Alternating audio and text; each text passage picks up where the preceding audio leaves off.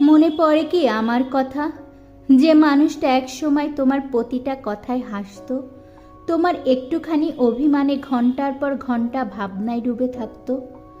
মনে পড়ে কি সেই সময় যখন তুমি ব্যস্ত থাকলেও আমি অপেক্ষায় থাকতাম, শুধু একটাবার ভালো আছি শোনার আশায়? আর সব কিছুই কেমন বদলে গেছে।